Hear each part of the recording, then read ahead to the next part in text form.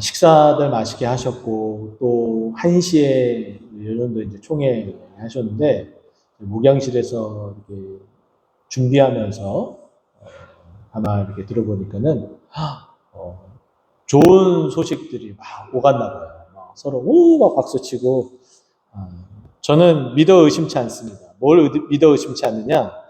여러분들의 저력을 믿어 의심치 않습니다. 우리가 그래도 힘들고 어려운 가운데서도 지금껏 이겨낸 것도 그 저력이고요. 또 앞으로 다시금 움츠렸지만 그 움츠림은 한 단계 다시 성장하고 뛰어오를 수 있는 스프링과 같은 그런 지금 준비 기간이다라고 여겨지고, 이제 조직에 갖춰지고 이제 해야 될 일들이 이제 하나 둘씩 하나씩 마치 구슬을 꿰듯이 하나씩 꿰 나가면은 정말 우리 교회가 해야 될 그 일들, 그 저력의 그 진가들이 발휘되지 않을까라는 생각을 합니다. 그래서 저는 여러분들을 믿고 또 함께 서로 믿어가며 서로 독려해가며 우리가 이겨낼 수 있고 또 주의 영광을 함께 만들어가고 영광 돌릴 수 있는 우리 모두가 되기를 간절히 소망하며 이렇게 기대하고 있습니다. 오늘 본문 말씀은 우리가 지난 시간에 이어서 이제 삼손의 이야기, 그 두 번째 시간을 갖습니다. 성경을 보게 되면 임신하지 못한 자들이 임신하게 되었을 때에 그 임신한 아기가 기적처럼 하나님께서 그 생명을 이끌어가는 것을 볼 수가 있고요. 또 그 일들을 통해서 놀라운 변화, 그리고 하나님의 그 일이 진행되어지는 것을 볼 수가 있습니다. 우리가 오늘 이 본문 말씀 이후에 하나님께서 마지막 사사라고 우리가 알고 있는 사무엘도 임신하지 못한 한나에게 하나님께서 사무엘을 낳게 해주셔서 놀라운 기적을 낳게 되고, 그리고 예수님이 오시는 그 모든 일들을 준비하고 예비한 세례 요한, 광야에서 부르짖었었던 그 외치는 자의 소리라고 명령되어지는 세례 요한도 그 가정에 아이가 없을 때에 하나님께서 그 아이를 주시겠다라고 약속하고, 그 약속을 믿지 못해서 말도 못하고 다시 그것을 믿음으로 받으니까 말을 하게 되고 이런 일들이 있지만은 어쨌든 그 가정의 그 아이를 통해서 기적을 낳게 되는 주의 일이, 또 주의 영광이 드러나게 되는 그런 일들을 오늘은 보았습니다. 오늘 본문도 그 이후에 일어나는 두 개의 어떤 모습을 보면은 어떻게 보면은 이와 같은 모습의 효시, 어떻게 보면은 그 첫 시작이라고 볼 수가 있겠죠. 우리는 또 알고 있죠. 이것이 어떤 효시라기보다는 하나님의 그 아이를 낳지 못한 그 기적의 어떤 첫 번째는 사실은 아브라함이에요. 우리가 알고 있는 것처럼. 근데 또 있습니다. 이삭도 마찬가지예요. 여러분, 이삭이 어떻게 몇 세에 결혼하고 몇 세에 그 아이를 낳는지 혹시 감이 안 오시죠? 나이를 이렇게 따져보지 않으셨으니까. 이삭이 결혼했을 때가 40세에 결혼합니다. 근데 거의 60이 다 돼서 그 아들을 낳아요. 굉장히 큰 시간이 이제 걸리게 되죠. 그만큼 저는 이런 모습들을 오늘 말씀을 이렇게 또 보면서 준비를 하면서 그런 생각이 들었습니다.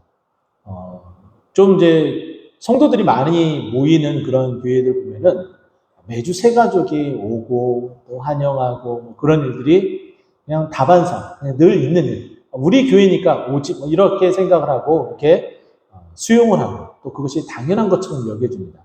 그러나 좀 규모가 작은 교회들, 우리 교회뿐만 아니라 또 개척되어진 그런 교회들 보면은 성도 한 사람 오는 것이 너무나 귀하고 귀해요. 좀 그런 것 같아요. 그래서 그 성도 한 명이 와서 정착하고 나가게 되면은 그게 큰 역사를 이루어지는 거죠.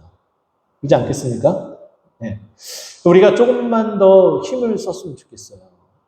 아이를 낳지 못했을 때에 간절하게 기도하면 하나님께서 들어 응답해 주시고 그 아이를 통해서 하나님의 일, 그 역사를 만들어가는 것처럼 우리가 좀 태신자를 나름대로 우리 주위에 전도 대상자를 보고 품고 기도 시작을 먼저 했으면 좋겠고, 어느 정도 좀 영그러지면은 새생명 축제 이런 이제 행사들도 작게나마 시작을 하면서 주의 역사를 좀 나타내는 그런 일들이 좀 있었으면 좋겠다라는 생각을 해봅니다. 자, 우리가 지난 시간에 봤던 것처럼 마노아라는 자가 있었고, 그 마노아라는 자가 그 아내를 통하여서 자식을 이제 얻지 못하게 되니까 기도를 하게 되죠. 그 기도하는 가운데에 하나님께서 나타나셔서 말씀을 하십니다. 여인에게 나타나서 말씀을 하세요. 그리고 아이를 낳게 되는데 그게 누구라고요? 성별을 알려주죠. 아들이다. 딸이 아니라 아들이다. 이것은 뭐 예수 그리스도와 연결된다고 지난주에 말씀을 드렸고, 또 그 아이가 나면서부터 나시린으로 하나님께 바쳐져야 된다. 그렇기 때문에 포도주와 독주 마시지 말아야 되고, 삭도를 대지 말아야 된다. 부정한 것 닿지 말아야 된다. 먹지 말아야 된다. 그래서 이 아이가 이스라엘을 구원하기 시작할 것이다 라고 이 여인에게 나타났어요. 자, 그리고 나서 보니까 마누아가 이 아내의 말을 딱 듣자 하니까 이 여인에게 말을 가만히 이렇게 들어보니까는 하나님의 사람이 내게 오셨다. 6절에 보면은 그리고 그가 앞으로 나에게 이런 이야기를 해주셨는데, 그 아기를 임신하고 그 아기를 태어나면은 이 아기는 나시린이 될 것이고, 또 뿐만 아니라 하나님께 바쳐진 그 아이가 될 것이다 라는 이야기를 들었습니다. 자, 그랬더니 이제 마누아의 반응이 심상치 않습니다. 8절 말씀 보니까 바로 그 즉시 여호와께 기도하는 모습을 보여주고 있습니다. 우리가 어느 누군가의 어떤 이야기를 듣고 나서 특별한 어떤 이야기들이 있을 때는 항상 기도의 자리로 들어가서 그것을 확인하고, 또 정말 그러한지 묻는 어떤 그런 습관들이 필요하겠죠. 어떤 기도는 이렇습니다. 우리에게 말씀하셨던, 아내에게 말씀하셨던 하나님 여호와의 사자 다시 와서 말씀하시면은 저도 듣겠습니다 라는 것이었어요. 그래서 그 말을 하고 나서 하나님이 다시 여호와의 사자가 다시 나타납니다. 그런데 또 결정적인 순간에 마누아가 함께 있지 아니했습니다. 그게 이제 9절 말씀이에요. 여기에 먼저 온 자는 남자든 여자든 상관없이 먼저 하나님의 말씀을 듣는 거예요. 근데 그 듣는 것을 누구에게요? 그 자리에 있지 못해서 듣지 못한 자에게 전해줘야 되는 거예요. 그러면 그 전해 듣지 못한 자가 다시 기도하겠죠. 자기 자신도 듣고 싶어서. 근데 또 듣지 못했어요. 또 다시 얘기를 해줘야 되는 거예요. 그래서 들을 수 있도록 독려하고 우리 힘을 실어줘야겠죠. 근데 꼭 보면은 이렇게 좀 그 중요한 순간에 자리에 있지 못하는 그런 분들이 있어요. 그래서 좀 마음이 좀 무겁고 좀 안타깝지만 어쨌든 마누아는 어쨌든 함께하지 못했습니다. 근데 이제 마누아의 이제 반응이 점점 달라지는 어떤 모습을 보게 되는데, 다시 나타난 그 여호와의 사자를 이 여인이 바라보고서 마누아에게 달려갑니다. 그리고 이제 마누아가 이렇게 얘기를 이제 듣고 나서 그 아내를 11절에 보면은 따라가게 됩니다. 그 말을 듣고 따라가요. 좀 그런 거죠. 그래도 좀 깨어있는 자가 기도하면서 이렇게 권면을 하면은 좀 따라가야 되는데 그러지 못한 부분들이 좀 많아요. 좀 그런 안타까운 그런 부분들이지만, 그래도 마누아는 그나마 그 아내를 따라가고, 그리고 그 여인에게 말씀하신 당신입니까? 라고 묻고 내가 그러다 라고 이야기하며 확인까지 하게 됩니다.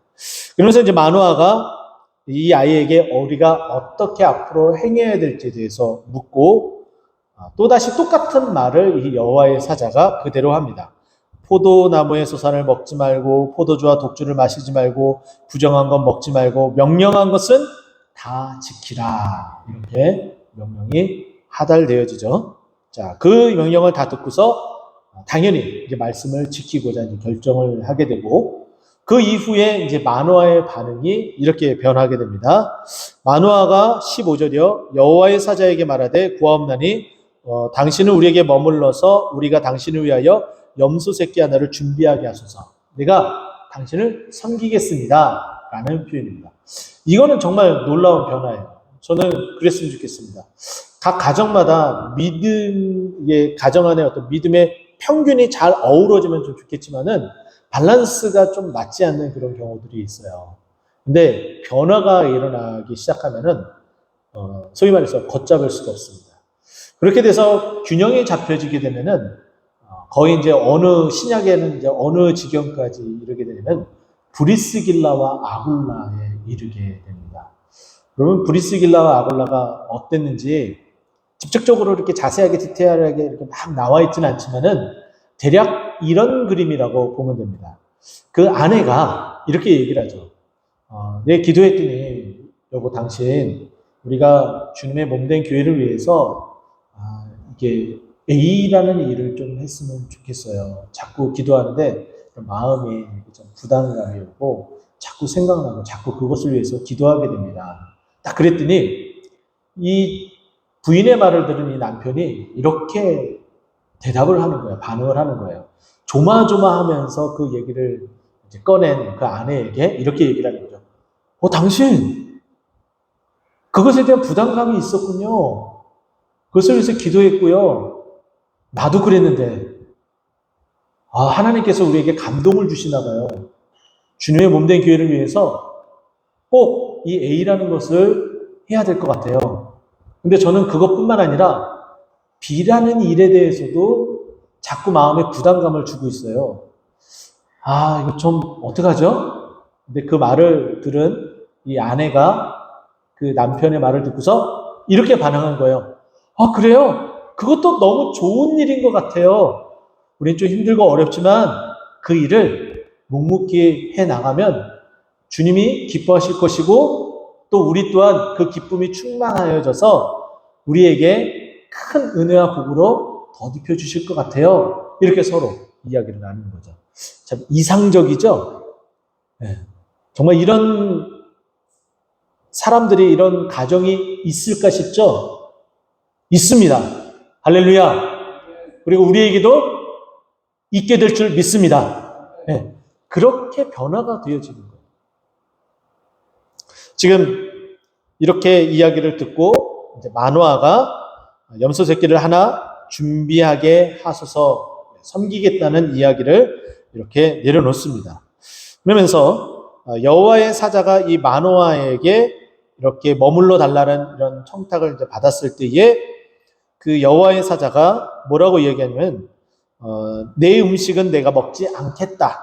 16절에 그래서 번제를 준비하려거든 마땅히 여호와께 드려라. 그리고 여호와의 사자인 줄 마노아가 알지 못했다라고 이야기하면서 여호와의 사자가 떠나게 되는 모습을 보게 됩니다.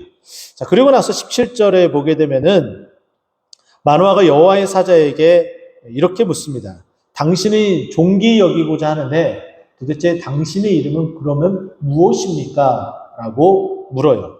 자, 그랬더니 18절에 여호와의 사자가 네 이름을 왜 묻느냐라고 이야기를 하고 나서 네 이름은 기묘자다라는 말로써 이렇게 마무리가 되어지는 것을 볼 수가 있어요. 이 기묘자다. 이 단어가 우리가 평상시에 잘 안 쓰는 단어입니다. 맞죠? 자주 쓰시나요? 어머 기묘해라 뭐 이렇게 쓰세요? 거의 안 씁니다. 거의 안 써요. 성경에 나오는 어떤 표현인데 이 표현을 알려면은 오히려 영어 성경을 좀 찾아보는 게 더 빠를 것 같아요. 그래서 NASB라는 버전이 있습니다. 이건 뭐냐면은 New American Standard 버전인데요. 이 영어 성경을 살펴보게 되면 이 기묘자라는 이 단어에 이런 단어를 사용하고 있습니다. Wonderful, wonderful, 와우, 놀라움을 금치 못하는 거예요. 소위 말해서 아이들이 따봉, 대단해요, 최고예요 이런 표현과 거의 진배될 게 없습니다. 내 이름이 뭐냐라고 묻는 것에 대한 당신의 이름이 무엇입니까? 여호와의 사자님, 당신의 이름이 무엇입니까? 이렇게 물으니까 여호와의 사자가 나 최고야! 이런 거하고 똑같은 거예요. 이해가 되셨죠? 원더풀 이렇게 얘기합니다. 근데 이 기묘자라는 이 표현은 우리가 어디서 한번 들어본 적이 있어요. 우리도 신앙생활을 해오다 보면은 한 번쯤은 들어봄직한 그런 표현입니다. 누구를 지칭할 때 이 단어를 사용하고 있죠? 예수님을 지칭할 때 이 단어를 사용하고 있어요. 우리가 한번 찾아볼까요? 이사야 9장 6절 말씀이에요. 예수님이 태어나시는 그 일들에 대해서 우리에게 소개를 해주고 있는데 이사야 9장 6절에 그 내용이 나옵니다. 구약성경 977년이요. 네, 조금만 기다릴게요.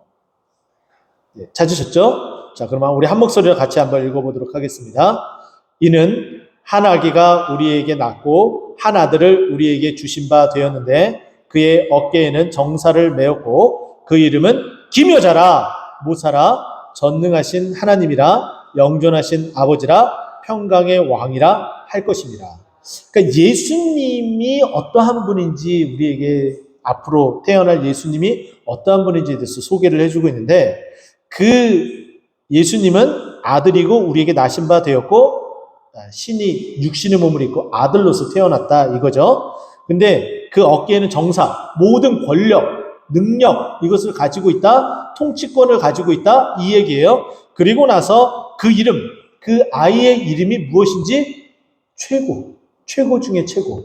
이걸 다른 말로 바꿔서 말하면은 만군의 여호와 뭐 이런 표현으로도 대체 가능하겠죠. 호스트 오브 호스트니까. 자, 기묘자 최고. 그리고 뒤에는 모사라라고 되어 있어요. 모사는 우리가 잘 안 쓰는 표현이지만은 드라마, 사극 드라마들을 보게 되면은 왕들 옆에서 조언을 해주는 사람, 그 말을 잘 해주는 사람, 특별하게 지혜가 있는 사람, 이런 사람을 모사라고 하죠. 영어 성경을 찾아보면 카운셀러라는 표현을 씁니다. 네, 조언을 해주는 그런 사람을 모사라 이렇게 이야기를 하죠. 그리고 나서 그 하나님은 예수님은 어떠하신 분이라고요? 전능하신 하나님. 전능하신 하나님 그리고 영원히 존재하시는 아버지 같다라는 거예요. 그리고 더 나아가서 평강의 왕. 예수님은 이런 분인데 그 중에 이름이 하나가 뭐라고요? 기묘자다. 최고다. 정말 으뜸이다. 어느 것과도 비교할 수 없는 존재이다.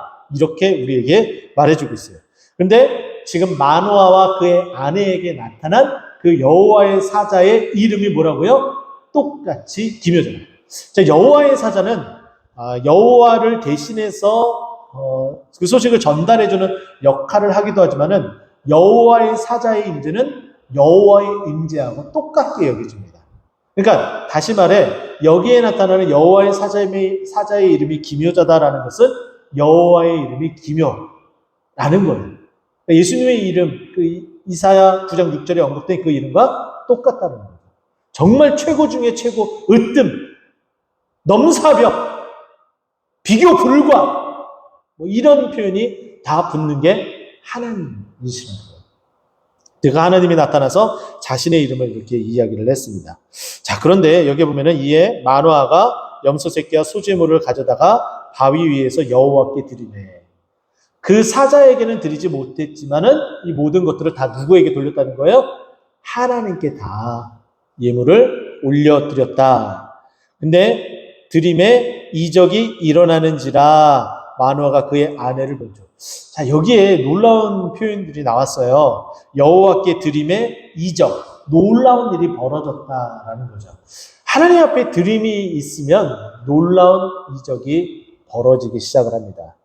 자, 우리가 알고 있는 것처럼 정말 성경의 놀라운 이적 가운데 하나가 베세다 광야에서 일어났었던 오병이어의 기적입니다.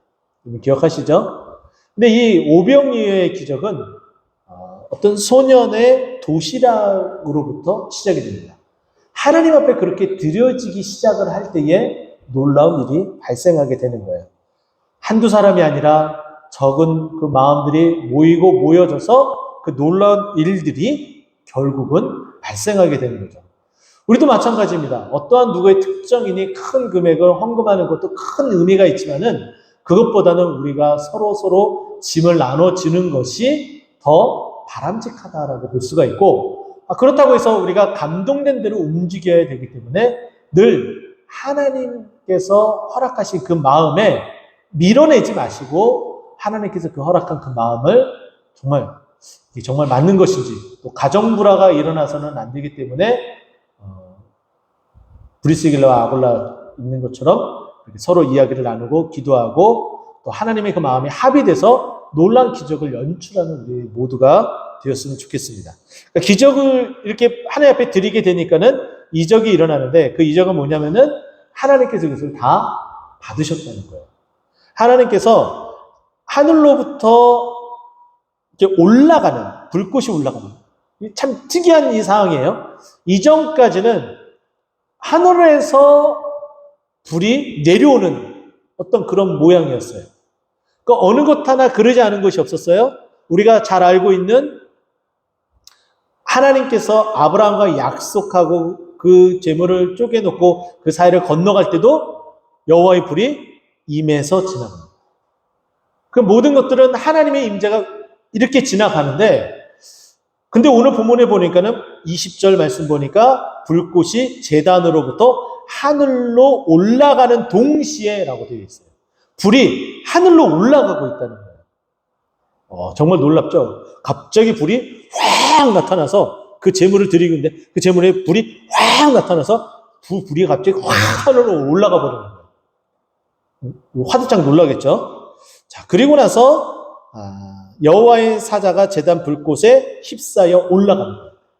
그 앞에 있었던 여호와의 사자도 동시에 그 불꽃과 함께 올라가는 장면을 보는 거예요. 하나님께서 다 받으신 어떤 그런 모습을 이렇게 보여주고 있습니다. 자, 그랬더니 마노아와 그의 아내가 그것을 보고 얼굴을 땅에 대고 엎드립니다. 자, 여기까지만 우리가 보게 되면은 이게 왜 그랬을까라는 의문점을 갖게 돼요. 근데 우리가 이때는 여기까지 보고서 선지식을 넣어야 돼요. 제가 말씀을 드렸죠. 성경을 볼 때에 선지식이 아무것도 없는 상황에서 하나씩 그 의미를 파헤쳐보고 생각하고, 그리고 그 의미를 생각해서 메모를 하면서 보게 되면은 나중에 그 내용이 나오게 됩니다. 이렇게 표현을 했어. 그죠? 근데 어떨 때는 미리 선지식을 집어넣어서 보면은 그것이 그대로 실행되어지는 모습도 보여주게 돼요. 그래서 때로는 하나님의 말씀을 볼 때 선지식을 집어넣기도 하고 선지식을 빼고 보기도 하고 처음 보는 사람처럼 보기도 하고 여러 모양으로 여러 각도로 생각하면서 성경을 봐야 돼요. 근데 오늘은 선지식을 넣고서 한번 보도록 하겠습니다. 자, 여기 보니까 마노아와 그의 아내가 그들의 얼굴을 땅에 대고 엎드렸어요. 왜 엎드렸을까요? 그럼 우리는 생각해 보겠죠? 여호와의 불꽃이 일어나서 하늘로 올라가고 여호와의 사자도 올라갔구나. 이들이 하나님을 본 것이고 하나님을 본 자는 바로 죽을 수밖에 없기 때문에 아이고 이거 큰일 났다. 화로다. 나는 부정한 자로다. 마치 이사야가 고백했던 것처럼 나는 이제 죽게 되는구나. 이제 죽은 목숨이구나. 이렇게 생각을 하고 납작이 엎드렸던 거예요. 근데 정말 그런지 우리가 한번 그 뒤에 있는 말씀을 한번 볼까요? 22절 똑같이 이야기합니다. 우리가 생각했던 대로, 우리가 예상했던 대로 똑같이 이야기합니다. 그의 아내에게 이르되 우리가 하나님을 보았으니 반드시 죽으리로다. 네. 이렇게 선지식을 놓고 아마 이럴 것이다 생각하고 그 다음 절을 보게 되면 이와 같은 결과가 나오게 되는 거예요. 근데 이런 경우들이 있죠. 우리가 잘 몰라서 성경에 대한 지식이나 이런 것들을 잘 몰라서 이럴 것이다 생각을 했는데 뒤에 보니까는 그게 아니에요. 틀렸어요. 그러면 어떻게 해야 돼요? 아이 멍청이 이래야 돼요? 내가 아직 부족하구나. 이거는 이것 때문에 그렇구나. 그것을 내 것으로 삼아서 내 것으로 집어넣어요. 그럼 다음에 그와 유사한 내용이나 비슷한 상황이나 이런 것들을 보게 되면은 그 집어넣은 것이 그대로 내 안에서 표출되어져서 나오게 되는 거예요. 그러면 그와 같은 실수를 이제 할 수 있어요? 없어요? 이제 없게 되겠죠. 그렇게 되면 그게 결국은 한 단계 업그레이드가 되는 거예요. 이와 같이 우리 자신 스스로가 부족하다라는 것을 인지를 하고 인식을 하면서 하나하나 탑을 세워서 나아가야 된다라는 생각을 가지고 그렇게 말씀을 봐야 된다는 거예요. 자, 이렇게 보니까 이제 반드시 죽게 되는구나 라고 생각을 하고 이제 23절 그의 아내가 그에게 이르되 여호와께서 우리를 죽이려 하셨더라면 자 이때 진가를 발휘합니다. 드디어 지금까지는 그의 아내가 먼저 하나님의 그 만남을 갖게 되고 음성을 듣게 되고 뭐든지 다 앞서갔어요. 조금은 이 마노아가 헛다리를 좀 짚기도 했습니다. 그런데 이제 진가가 나타나는 거예요. 죄송합니다. 이런 표현을 써서 어찌됐든 가장은 한 방이 중요해요. 중요할 때 정확한 거 딱! 그래서 그 중심이 흐트러지지 않고 딱 그 기초가 잘 세워질 수 있도록 그게 가장 중요한 거예요. 그죠 서집사님? 중요한 순간 딱! 지금 딱 그러고 있어요. 23절 그의 아내가 그에게 이르되 여호와께서 우리를 죽이려 하셨더라면 우리 손에서 번제와 소제를 받지 아니하였을 것이요 이 모든 일을 보지 아니하였을 것이며 이제 이런 말씀도 우리에게 이르지 아니하셨으리라 하였더라. 아내가 이제 깨닫고 이렇게 이야기를 해줍니다. 근데 그것을 이제 받아들이고 함께 그것을 믿음으로 나아가는 어떤 모습이 보여주죠. 그래서 24절 보게 되면은 그 여인이 아들을 낳음에 그의 이름을 삼손이라 하니라.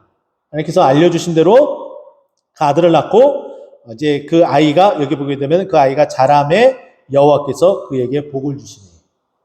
자, 우리에게 이제 임하는 회신자도 마찬가지입니다.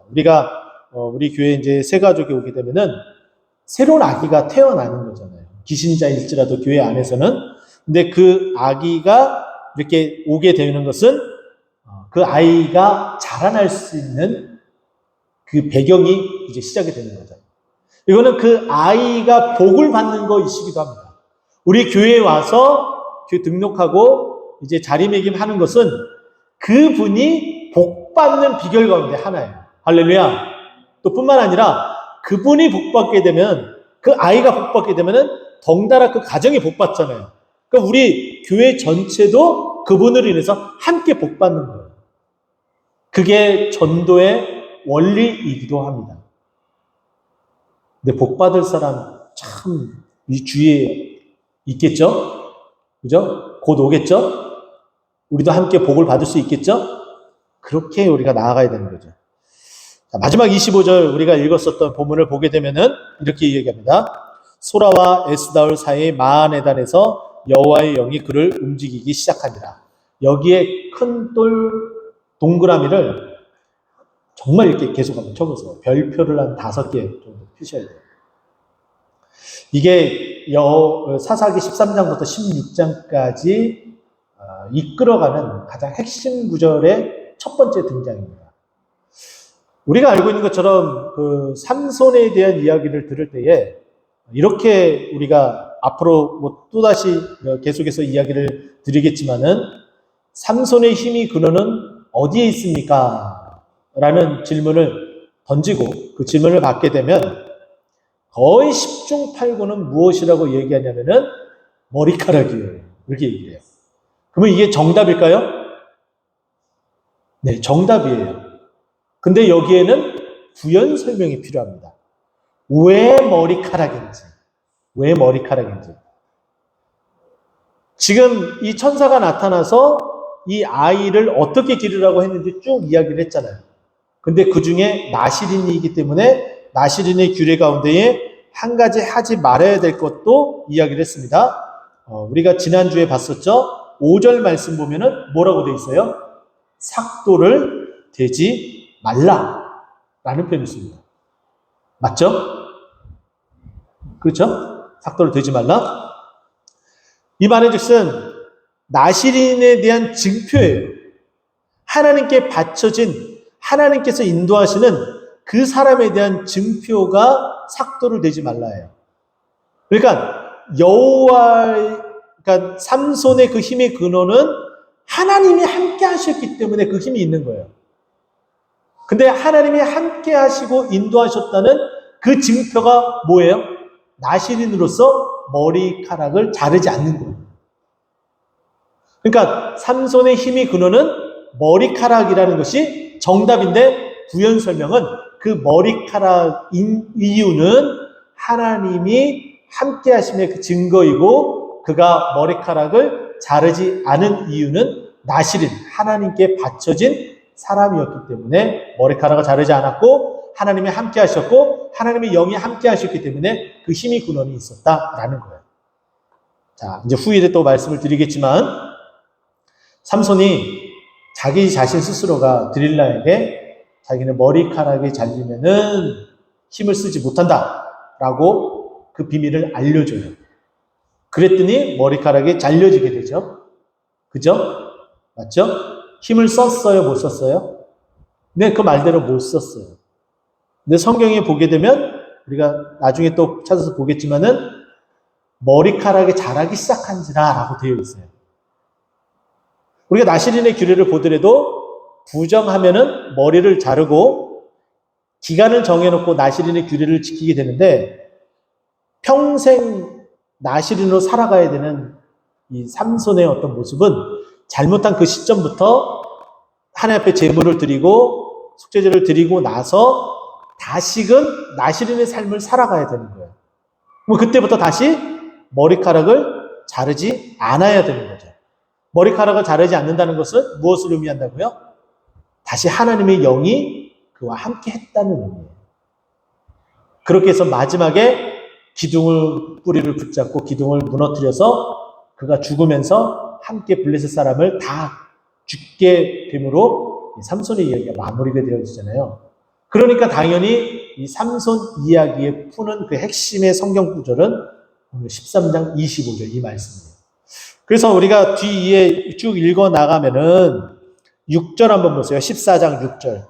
우리가 뭐 다음 주에 보게 될 말씀이지만 14장 6절 보게 되면은 여호와의 영이 삼손에게 강하게 임하니. 그러니까 이런 구절들이 계속해서 나와요. 근데 우리는 그냥 이거를 그냥 단순히 그냥 이야기로서 그냥 쭉 읽어 나가니까는 이런 구절을 체크를 하지 못하고 캐치를 하지 못하고 그냥 단순하게 생각하고 넘어가 버린다는 거죠. 이제 이해가 되셨죠? 자, 이처럼 하나님의 영이 그를 움직이기 시작했다. 이 말씀처럼 하나님의 영이 우리들의 삶을 움직이게 함으로 우리가 패배할 수 없고 승리하게 되는. 근데 그 승리는 지금 여호와의 영이 그를 삼손을 움직이게 되잖아요. 그러면 그 그를 움직이는 하나님께서는 어떻게 하실까요? 삼손을 도와주시고 어떻게 해요? 또 삼손을 지켜주시는 거예요. 삼손을 도와주시고 삼손을 지켜주시기 때문에 삼손도 값진 노래를 부를 수 있는 것처럼 우리 또한 그렇게 하나님의 인도하심에 따라 우리도 값진 노래를 이렇게 부를 수 있는 거죠. 이렇게 해서 오후 찬양 예배 말씀과 그리고 오전의 이 말씀이 콜라보 연결이 돼서 이번 한 주간 정말 주님의 그 인도하심에 따라 승리하는 우리 모두가 되기를 간절히 축원드립니다. 기도하겠습니다.